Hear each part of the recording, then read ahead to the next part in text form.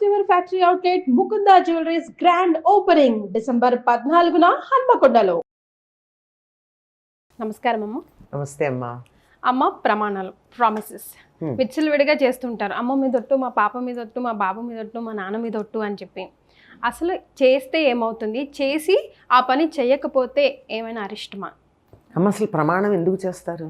ఎదుటివాడి మీద నమ్మకం లేకపోతే మాత్రం చేస్తారమ్మా, నాకు తెలిసి. అది ఎదుటివారి మీద కాదు, నా మీద ఎదుటివారికి నమ్మకం లేనప్పుడు చేస్తా. అంటే నేను ఇప్పుడు మీతో చెప్పాను అనుకో, నేను చెప్పింది నిజమమ్మా, మా అమ్మ మీద ఒట్టు అంటే ఏంటి అర్థం?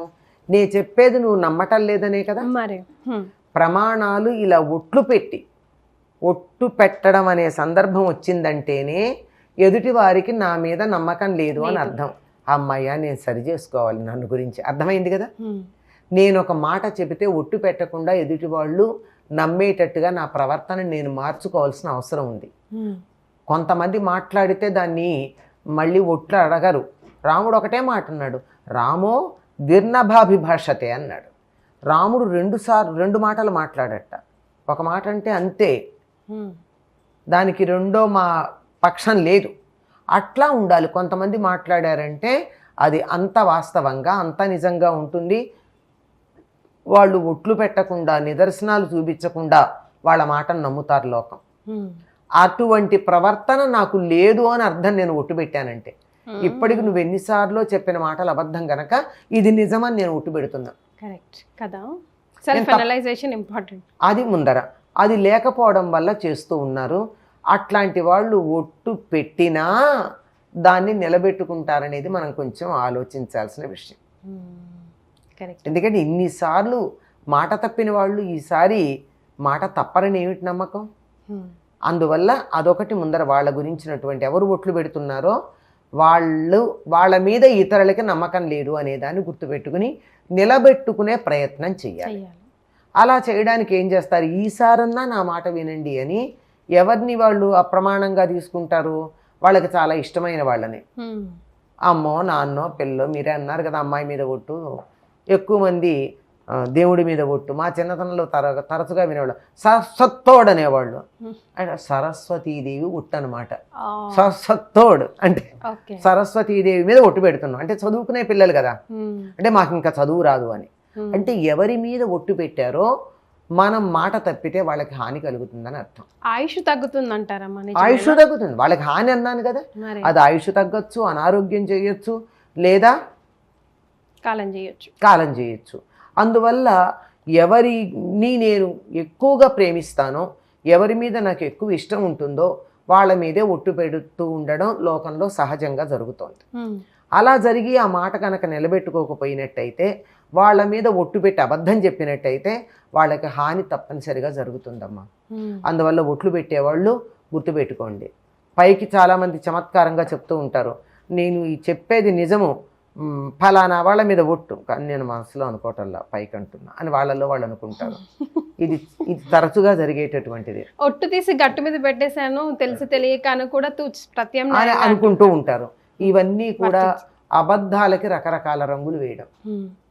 జరిగేది అబద్ధమే, చేసేది అబద్ధమే, చెప్పేది అబద్ధమే, కానీ దానికి అబద్ధాన్ని చలామణి చేసుకోవడానికి రంగులేయడం. ఒక రంగు బాగుండలేదంటే ఇంకో రంగు వేసి మారుస్తున్నారే, అట్లా ఉంటుంది. అంతే తప్ప వాస్తవం ఎక్కడ పోదు. అసలు నిజం చెప్పే వాళ్ళకి ఒట్టు పెట్టాల్సిన అవసరం లేదు. ఆ ఒట్టు పెట్టే పరిస్థితి వచ్చిందంటేనే వారి మీద వారికి ఇతరులకి కూడా నమ్మకం లేదని అర్థం.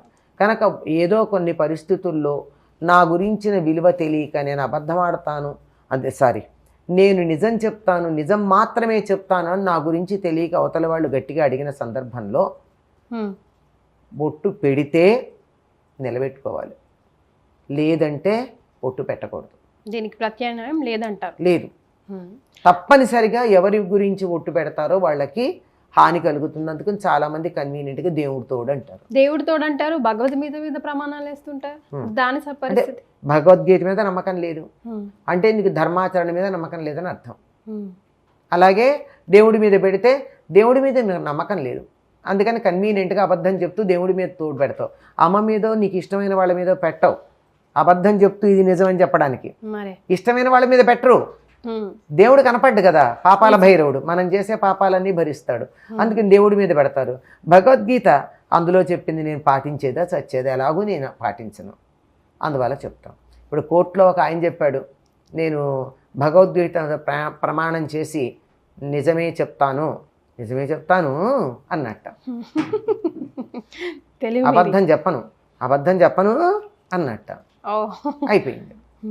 ఇంత తెలివిగా ఉంటారు కనుక మనిషిది ఈ ఒట్లు అవన్నీ కూడా కాస్తన్నా నిజాయితీ ఉన్న వాళ్ళకి పనికొస్తాయమ్మా.